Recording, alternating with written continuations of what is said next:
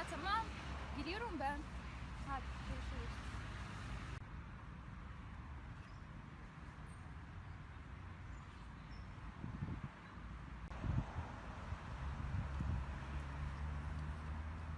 Zeynep.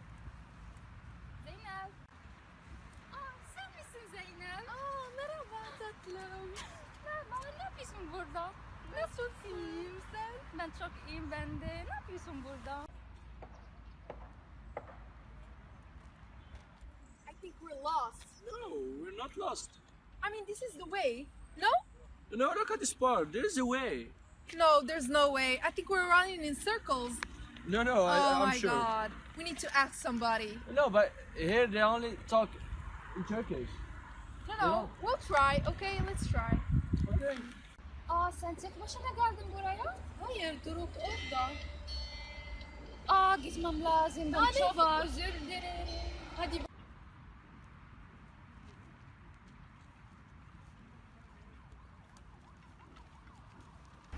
Merhaba. Merhaba. Do you guys speak English? You see? Told you. No, actually, I can speak English. Oh, really? Because like the majority of Turkish people do not speak English. That's why we just. Yes, yeah, you're right, you're right. Oh, okay. What's So, that? can you please tell us where can we get to Sultan? Sultan Ahmed. Oh, Sultan yeah. That's the one. That's the one. Can we tell us Yes, the of course. You know, you're gonna go this way? Yes, okay. Bize ay vurmuş bana ne, gün doğmuş çiçek açmış bana ne, benim acım aşkından sana ne, istemiyorum gelme. Elime başkası tutmuş bana ne, gözlerine yabancı kalmış bana ne, benim acım aşkından sana ne, istemiyorum gelme. So, as you must have guessed, we are talking about Turkey! When was Turkey founded? Well, modern Turkey was founded in 1923 from the Anatolian remnants of defeated Ottoman Empire by national hero Mustafa Kemal, who was later honored with the title Ataturk or Father of the Turks.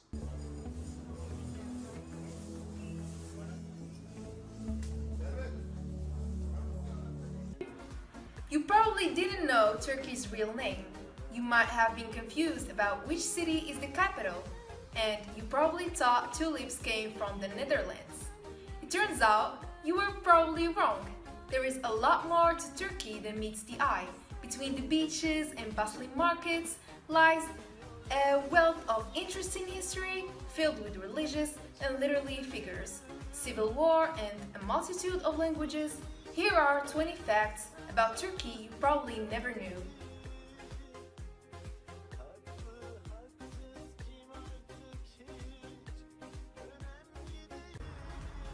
One, the country's official name is actually the Republic of Turkey. 2. Leonardo da Vinci once designed a bridge across the Golden Horn. 3. Turkey is responsible for 75% of the world's hazelnut exports. 4. The first ever Christian church was located in Antioch, Turkey. 5. Santa Claus was born in Patara, Turkey. 6. Holland has Turkey to thank for the Tulipomania. 7. Istanbul spans 2 continents, Europe and Asia. Yabancı kalmış bana ne, benim acım aşkından sana ne, istemiyorum gelme. So guys, what do you think? Is Turkey a collectivist or an individualist country? Well, for me, it's collectivism. From their series I have watched before, and they care a lot about family. Yeah, right. What do you think, Zin? Me too, I agree with Adnan. I think they are collectivists. Collectivist, yeah. What do you think? Well, I have no idea. Let's ask for Yeah, let's ask someone. our Turkish Yeah, we have Turkish Yeah. friends. Let's ask our Turkish friends. Okay.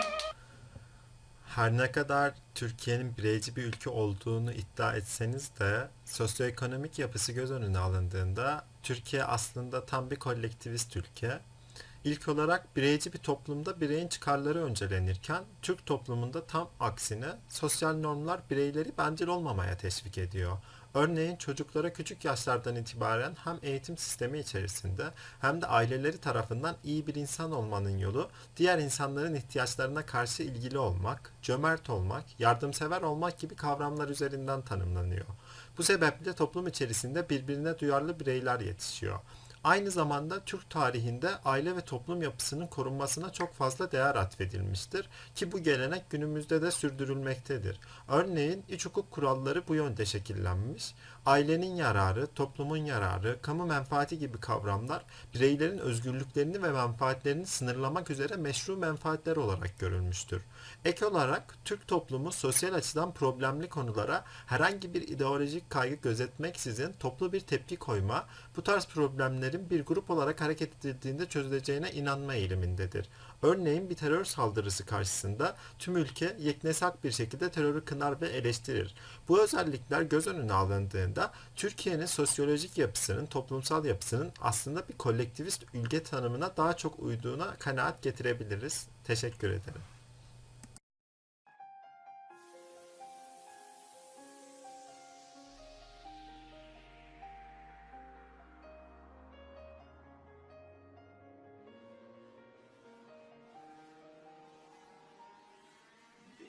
First of all, Turkish people give a high importance to family and familial relations, and respect for the elderly is a very significant value in Turkish family structure. In Turkish society, becoming of legal age at 18 does not mean that he or she can separate from the family. Of course, those who are attending university or employed can live alone, but young people economically depend on the family, or those who are not attending any school living with their families is quite a normal behavior. In addition, when the parents experience any health issues, children are expected to assist as seen from this example, the relation between parents and children is quite binding among Turkish people. The relations, values, and behaviors within a family can change depending on the region, the socio-economic culture, and educational levels of the individuals. Therefore, it is possible to see both strictly traditional Turkish family and those who adopt a more modern lifestyle.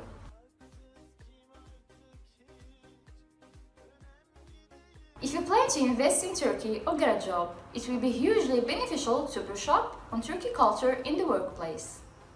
On the surface, it may seem that Turkey operates much like Western establishments. However, they don't. Turks are slowly adopting globalist attitudes in the workplace, but culture and traditions still reign strong behind the scenes. Family. The most essential social unit in Turkish culture is the family.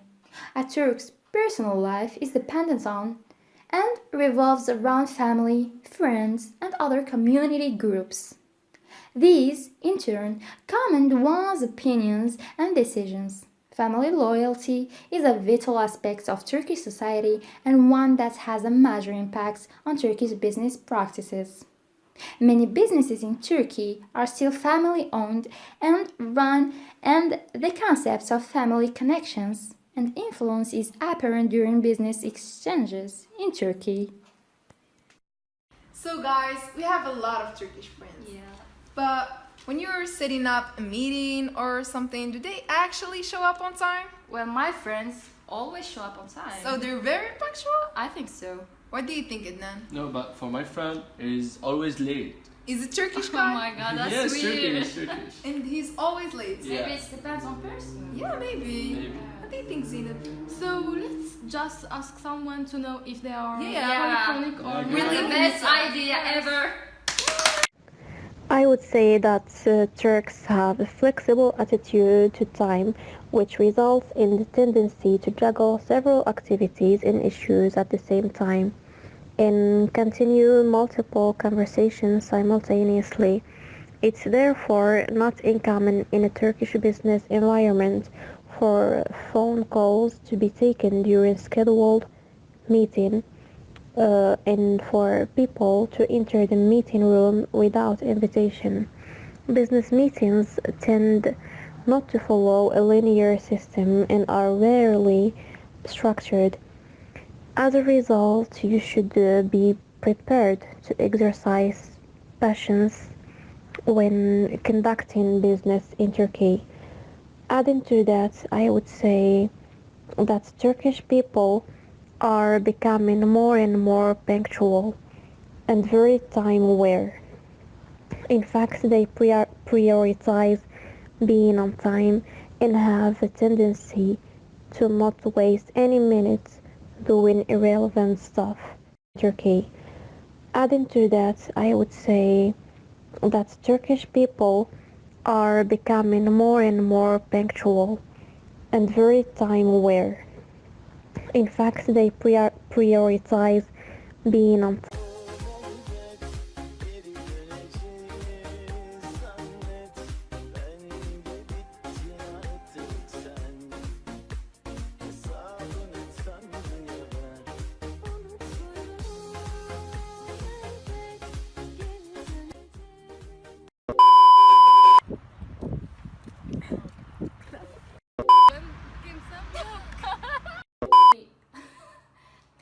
Additional okay. Saf behind the scenes. Thank you. Parfait. Bravo, Dik. Saf. Why are you late? Why are you late?